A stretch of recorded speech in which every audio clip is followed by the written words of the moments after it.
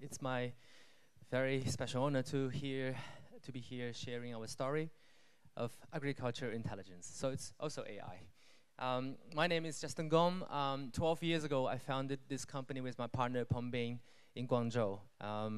Back then, I was working for NetGeo as a documentary photographer, cinematographer. Today, we are running about 30,000 drones daily for the farmers in China, Southeast Asia, Latin America, and Africa. And I just like to share some stories and our history of how we apply the intelligence in the farmland. The biggest problem we're facing now of human being is we are constantly fighting against nature. Working or fighting, the same thing. For more than 10,000 years, we've been getting resources from our planet to grow things so our species can grow and populate. But now we're facing a severe challenge. According to FAO, by the year 2050, population on the planet will be more than 10 billion. And the arable land will not grow anymore, and that's for sure. I have some images. It's quite disturbing, so if you are not feel comfortable, you are free to leave for a bathroom. This is a photo of Bolivia, the forest, in 1975. A couple of decades later, it's become like this, farmland. Amazon forest in Brazil, 1975, 2001. A small village road, country road, become a biggest plantation of sugarcane and corn. Some landscape from the US. And does everybody know ROC? Raise your hand if you know ROC. Okay, so not too many people. Was considered as the fourth largest lake on Earth. Now, some photo from Landsat, 1975, 1986, 1999, 2004, 2009. It's basically gone because of agriculture. So Afghanistan and Uzbekistan was pouring water from the lake to their plantation of cotton, and now it's almost gone. And the scientists said this is the biggest biological disaster on Earth. And the size is about 17 New York City of that lake. And in Asia, we have about 35% of world's arable land, but every year we use more than 50% of pesticide, which means farming chemicals. And we are polluting the planet. We are also killing, biodiversity as well. And every year we have more than 250,000 people are suffered or killed by the farming chemicals. So we decided to do something. In 2017, we found a company, but at the beginning, the company only focuses on the flying things, so drone, basically. And you've heard of DJI, the biggest consumer drone company, but we are specializing in industry drone. And so far, we have about 1,400 employees in the company. Most of them are engineers working on the flying object to help farmers. And because we have so many drones flying every day, we're also collecting a lot of data, farming data, and then it become our intelligence story I'll share later. At the beginning, the company was specialized in producing flight controllers. So we're working closely with Bosch, Honeywell, sort of sensor companies to produce the world's smallest flight controllers, like the brand for the aircraft, to the industry. And later on, we start exploring into different areas of industry application. For example, science expedition, search and rescue, delivery, and inspections as well. In 2013, I paid a visit to Xinjiang, the northwest area of China, with my partner. And to me, it's my first time to see the vast plantation of cotton. Miles away, we smelled the acid chemical called defoliant. In China, the labor cost is going higher and higher every year, so we have to use big machinery like John Deere combine harvester to collect the cotton when they mature.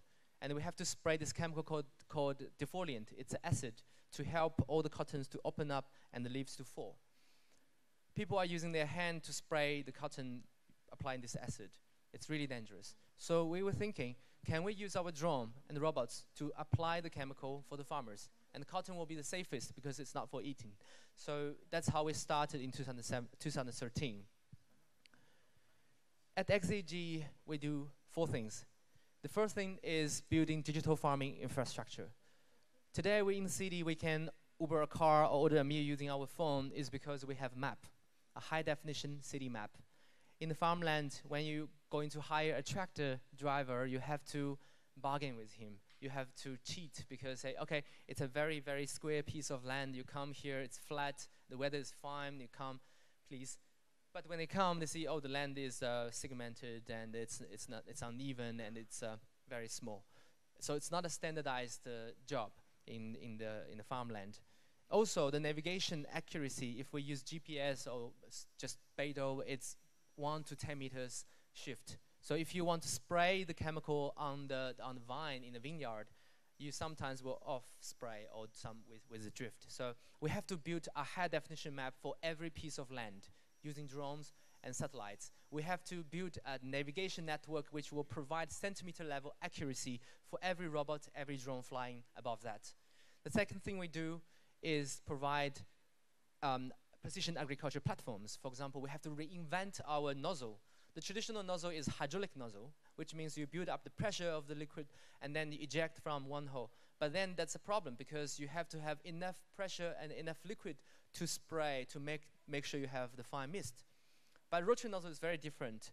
In 2014, we came up with an idea with a rotary nozzle. Basically, an engineer can control the speed of the rotation to control the atomizing rate. So we can make sure the droplet is smaller than 100 micron. Now we can make it 50 micron, which means we are substantially increasing the surface area of the droplets, and then we can use less chemical to do the same thing.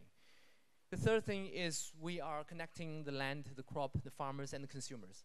The first thing I learned when I get back to China in 2014 is the consumer side upgrade. The demand of an average consumer is changing every day. Today I want a tomato, tomorrow I want an organic tomato. Day after tomorrow I want a beautiful tomato, organic, and the three in the same line. So this is a problem. But the farmer's side, the supply side, for 100 years the tool hasn't been changed. How they can race against the demand and make more money, that's a problem. And we are more and more divided by the urbanization from the farmers. For average Chinese young people, they don't know how the rice is grown. So this is also a problem. We want to connect farmers and consumers so they can build trust. And then the value chain can shift upwards from the branding, from the channels distribution, all the way to the farmers. So more people like us can go back to the farmland and become farmer in the future. The last thing we do is make agriculture AI practical. Now everyone, this is about the 10th forum I attend about AI in China this year.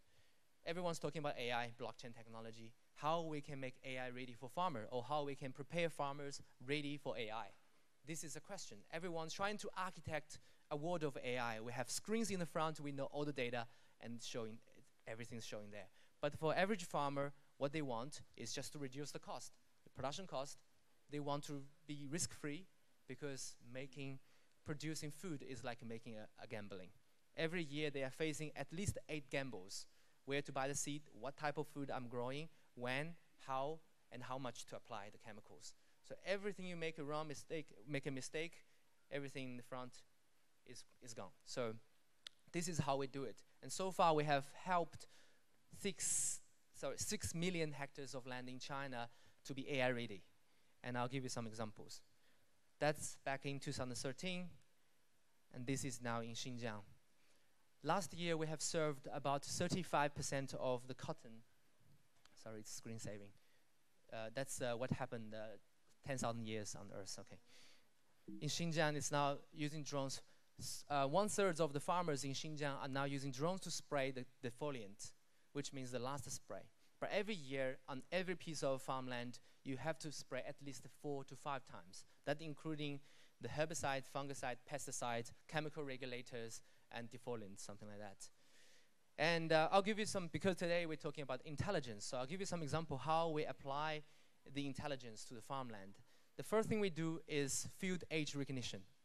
In China, there's a big problem for the financial institutions to go into the countryside because they don't know where and how big the farmland are for each individual farmer. They want to lend money to the farmer, they want to provide better insurance policies to the farmers, but they don't know what they're growing, how big is the land, where are they, what's the farming behavior, what's their risk rate.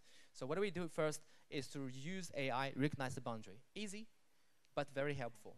Now in our database, we have 4.7 million farmers data showing how big the farmland are, where are they, geolocation, and what they're growing.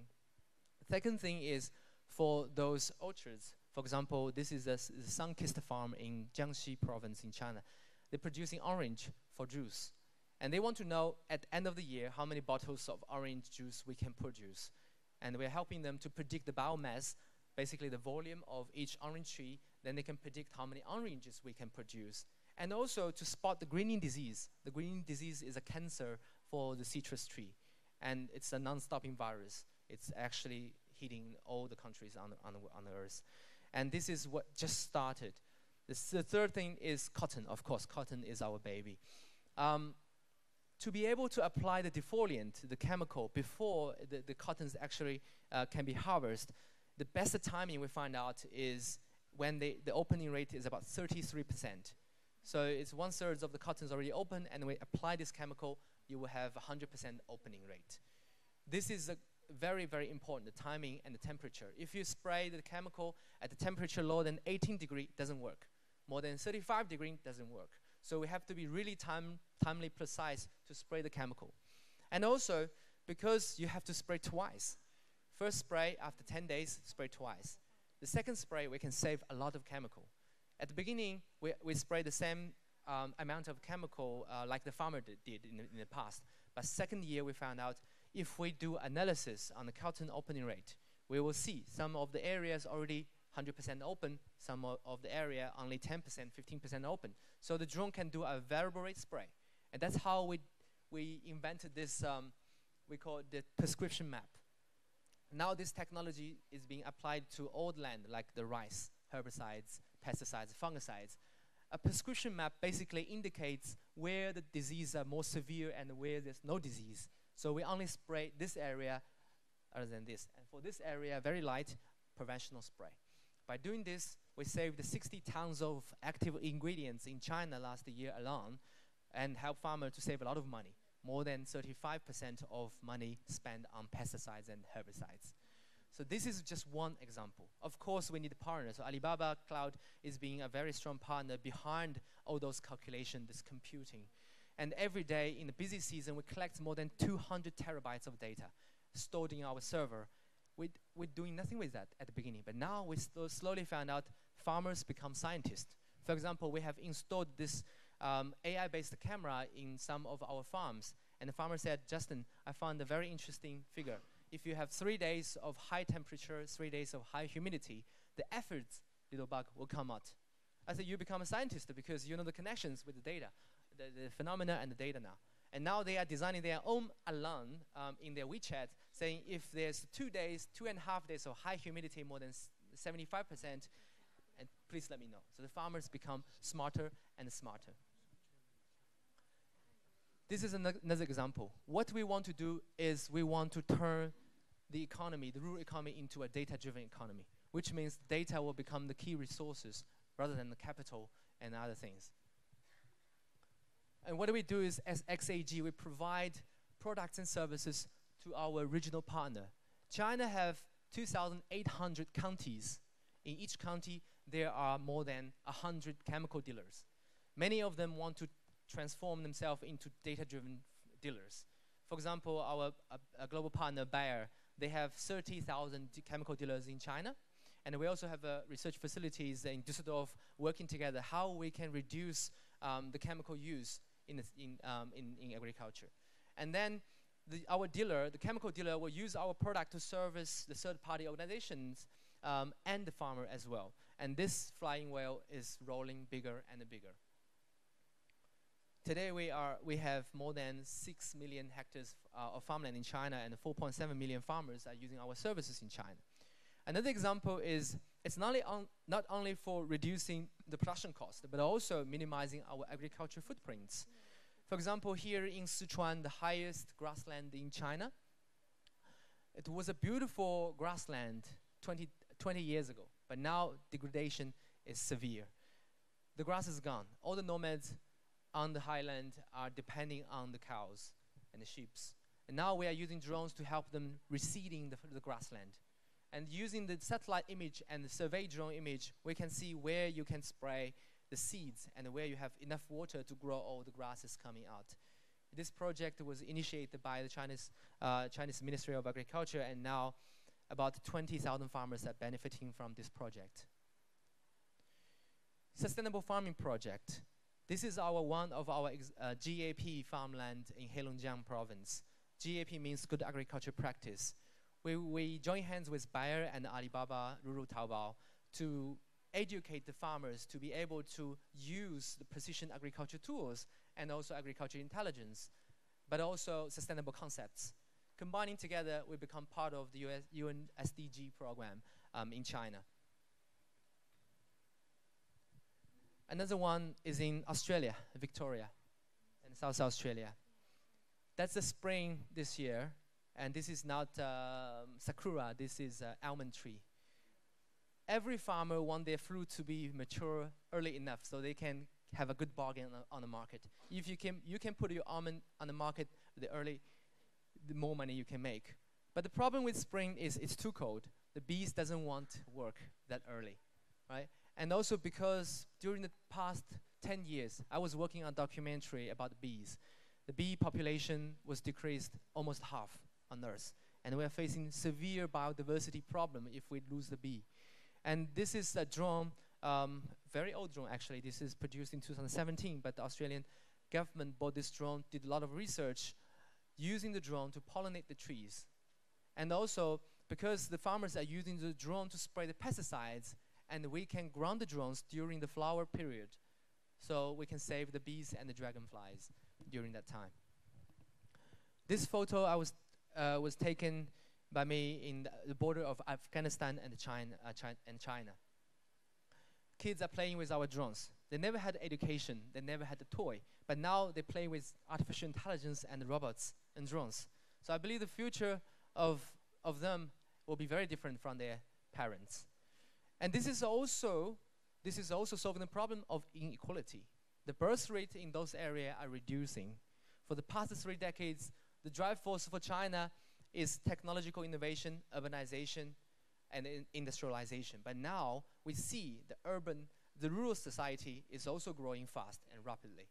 And the universal basic income is already on the table. So government and society are talking about this thing. It will happen someday. This is also bringing the new business opportunities in smart agriculture.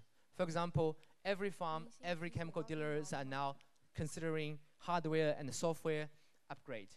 This will help the agriculture enterprises to transform themselves from a capital-driven to data-driven society. And data becomes the key resources of agriculture production.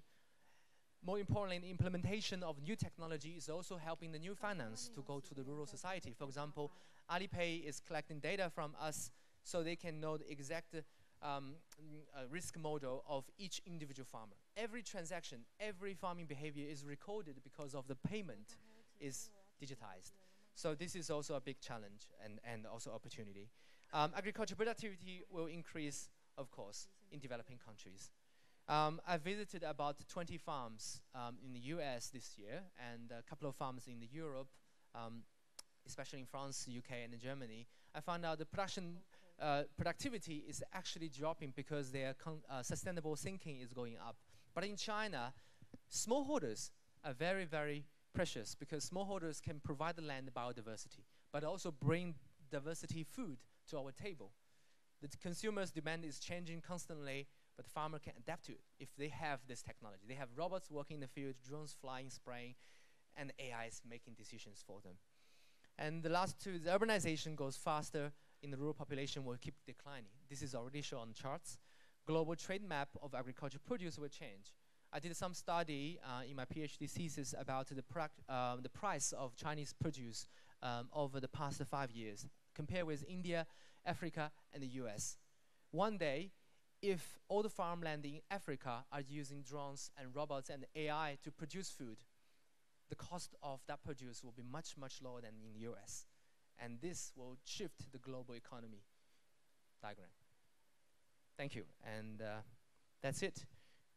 I don't think we have time to play our video, but yes, so We have just released a CSR report for our past 5 years. You can find this report on our website, XAG.com. 你所期待的明天，依托于可持续。